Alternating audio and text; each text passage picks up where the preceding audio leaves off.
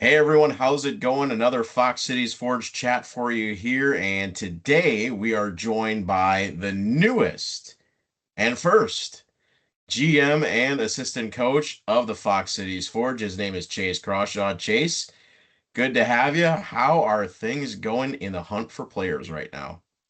Well, appreciate you having me, Matt. Going great. Yeah, we're super happy with where we're at this point. I was talking about it with you a little bit. In terms of other teams you worked with, this is the furthest we've been ahead in an off season, so it puts us in a very comfortable spot. Still some holes to fill, looking for a couple players that we'll find in these coming events that we have for sure. But no, we're in a great spot. It's been a ton of fun doing this. It's been a lot of fun working in the NA3 so far. Been great working with the league. A lot of really good receptiveness from players. A lot of other awesome coaches in the league. So everything's going really great. Let's expand upon that a little bit because you come from obviously some other leagues, some other places, first time in the NA3. Fox Cities announces they're going to have an NA3 team. We talked to Maz about it last time. It just kind of felt like all of a sudden, here's a green flag to go and do everything. Coaching and general managing, one of those things. How did you end up getting involved? And then obviously, Logan gets involved too. We'll talk about your relationship with him in a little bit, but how do you uh how do you find out about this team and how do you end up becoming part of the Forge? So it actually started a couple months ago, just like a little bit before we got hired. Mark actually reached out to Logan. They got connected through acquaintances. Knowing that this team was gonna be expanding into the NA3. Reached out to Logan. Yeah, after the call, he kind of told me about it. We were both looking to potentially make the jump to the NA3 with the way some things were kind of shaping up and in the other leagues that we've been a part of. So it kind of just worked out perfectly. After that, had a couple of conversations with Mark and Jeff, met with them all in person, just shortly before getting hired, and here we are now.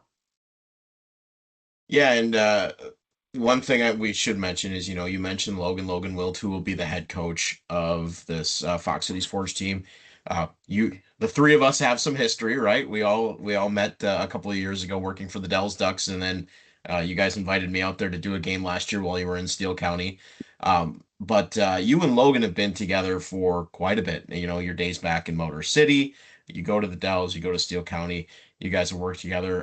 Could you just tell us a little bit about your relationship with Logan and how you guys just keep seeming to go as a tandem everywhere?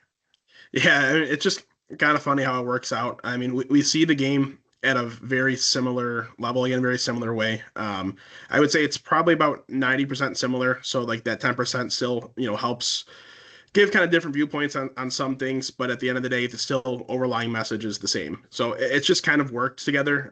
Really, since we added the elite team in Motor City, he became the head coach of that. I helped be an assistant on that team as well as manage both the premier and elite teams. Seeing him operate in the head coach role was kind of able to see him really come out of his shell and really blossom into a coach.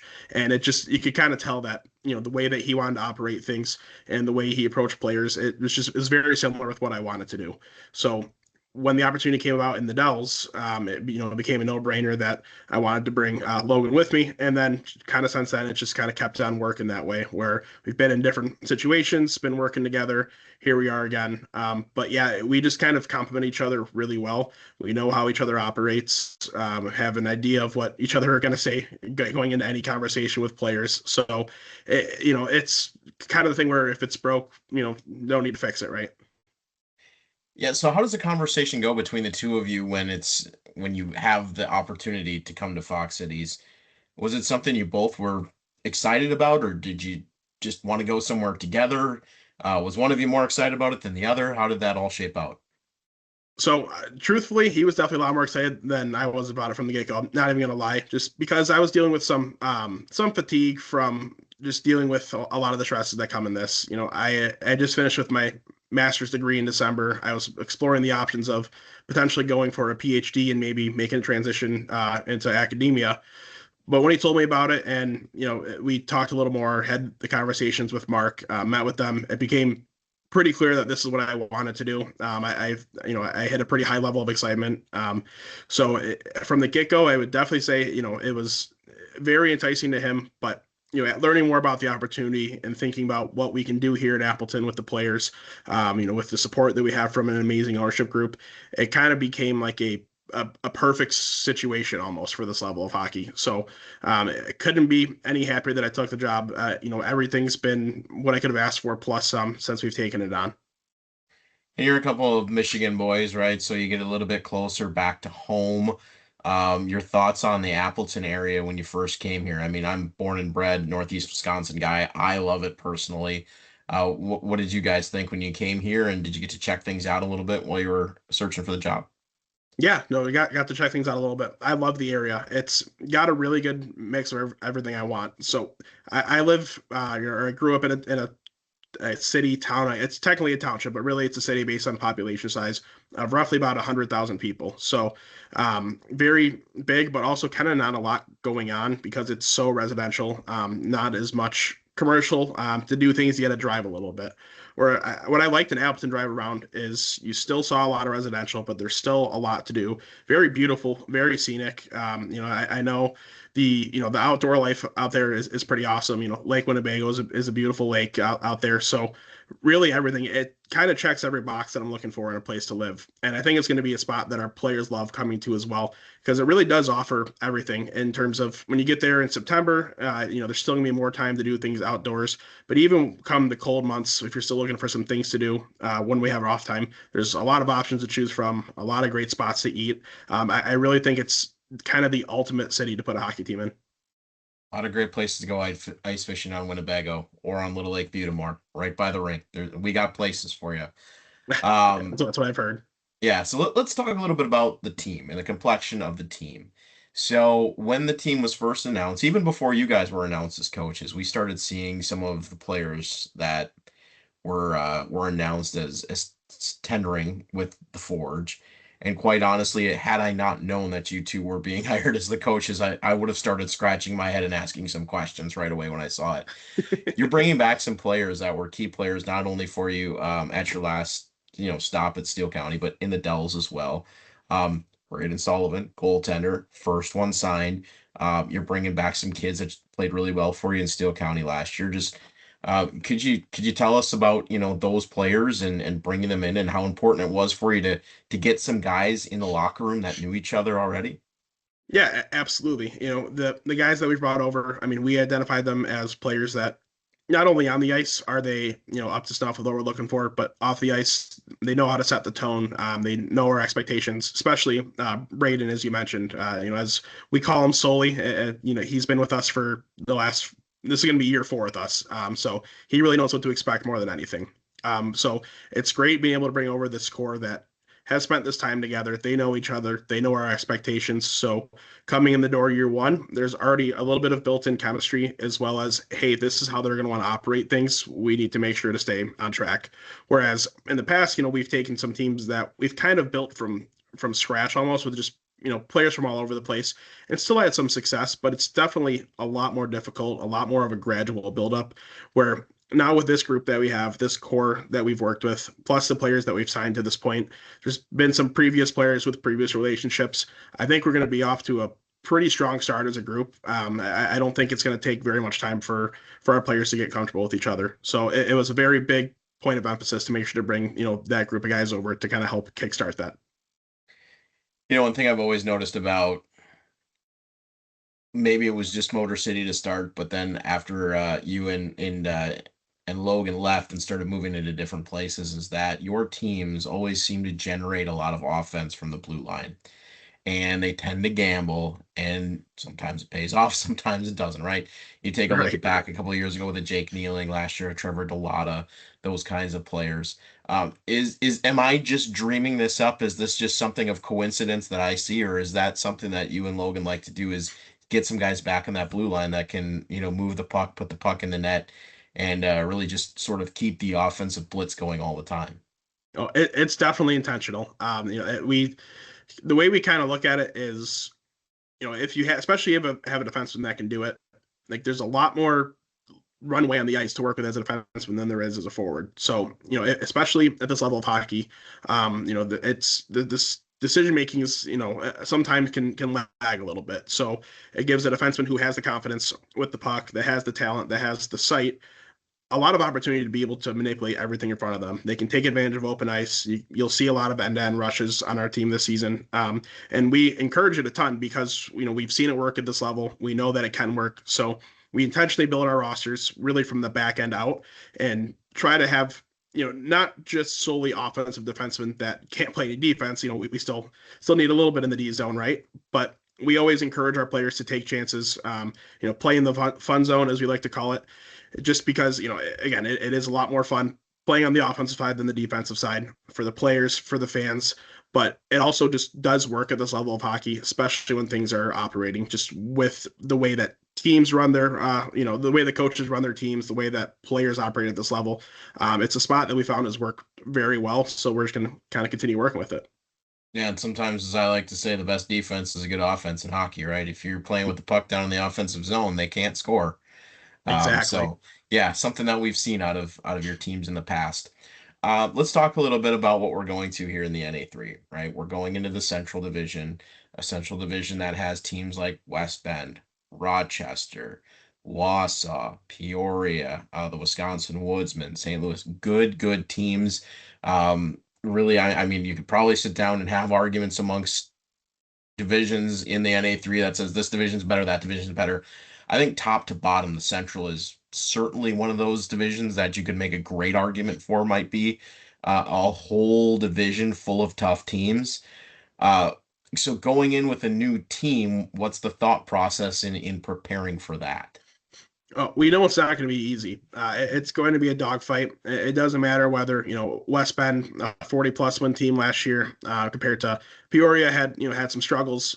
But if you look at what they did in the big NA3 showcase that goes on in Blaine, our division went 15-3 in that showcase last year. So it kind of shows that playing those out of division games, everyone's still kind of beat up on everybody else. It's not going to be easy. It doesn't matter. The top teams, the bottom teams, everybody has a chance to win on every given night. So we know this. We've done a lot of homework, done a lot of research into this division, so we kind of know what we're getting into.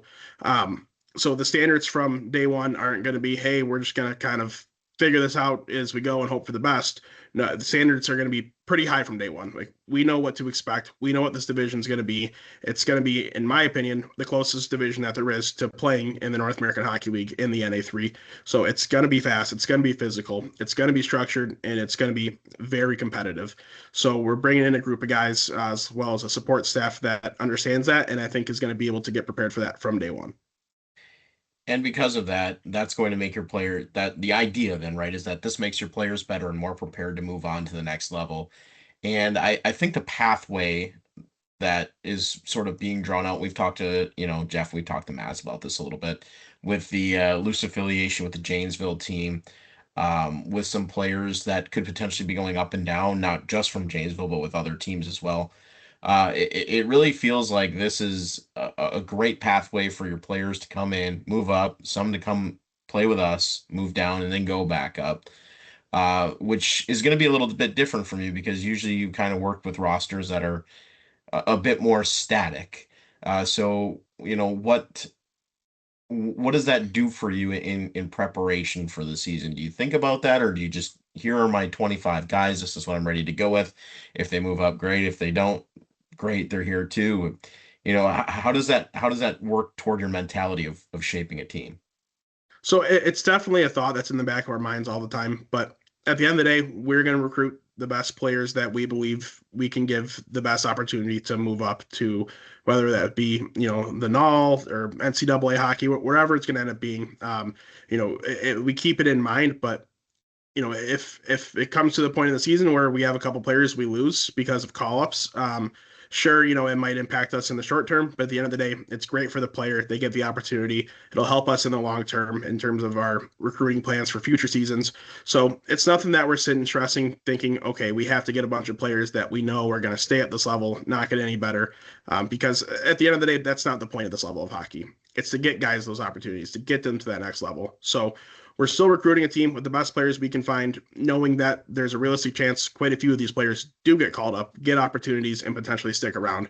And if that's something that does happen, it's kind of a bridge that we'll cross. The one thing I do really like about the NA3 is that the communication between teams is significantly higher than the USPHL. So if it comes time where, we need to go trade for a player or make some sort of move, teams are a lot more receptive in this league and a lot more willing to work with you than in other leagues. So it's not something that I will say that we're stressing about, just something that we have in mind for sure. Yeah, and then so my final question to you is, I sat down with Jeff for the first time, and we started, of course, talking and just chit chatting about what we knew in hockey and what we didn't know in hockey, and just all of those fun conversations. And he had mentioned that you remind him of the guy from Moneyball, that Jonah Hill's character, who Yeah. disappointingly enough is not a real person. If you've ever watched or if you've looked up the Moneyball lore, he's kind of just a created guy. But he says every stat about every player and how to get them into the program and what they'll contribute. Is that your forte? I mean, you've mentioned your education, you want to go into academia. Is that kind of what gets you going?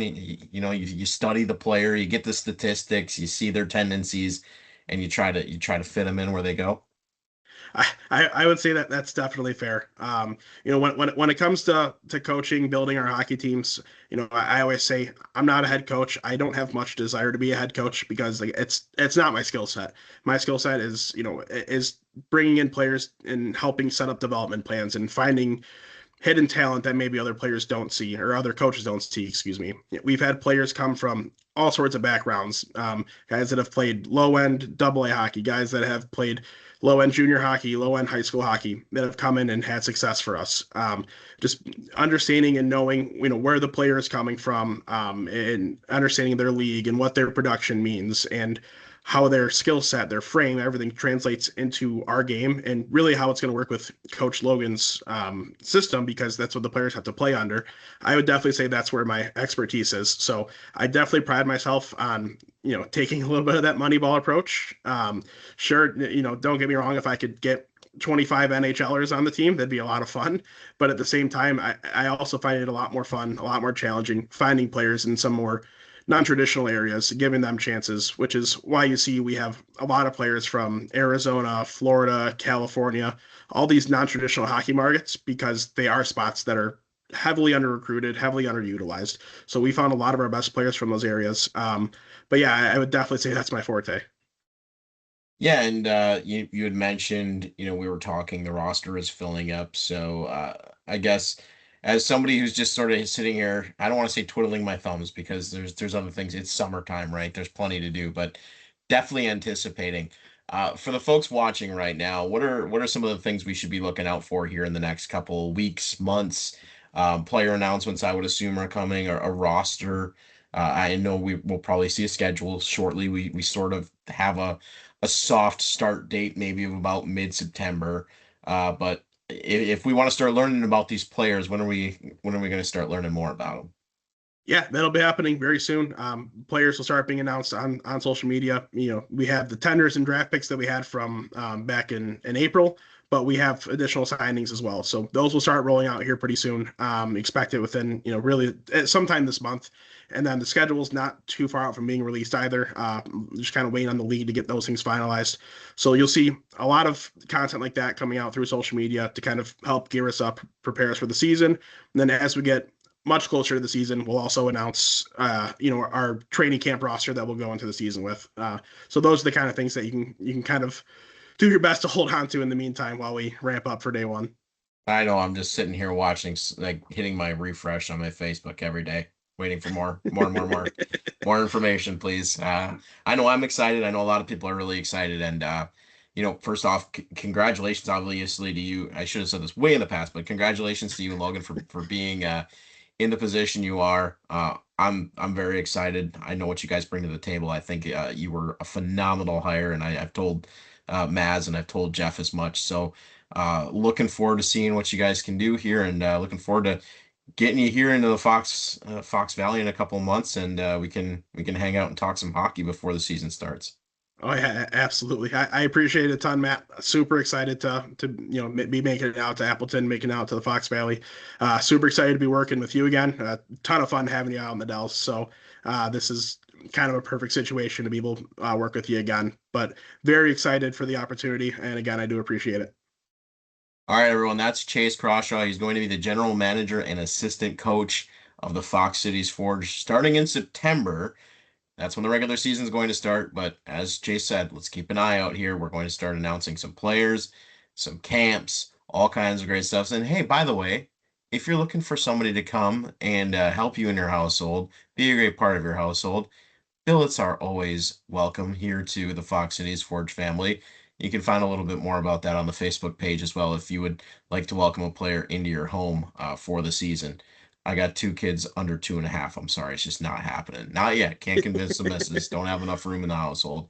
Maybe in a Soon. couple of maybe in a couple of years we might think about it, but unfortunately not in the cards this year. But again, Chase, thank you so much, and everyone, thanks for watching.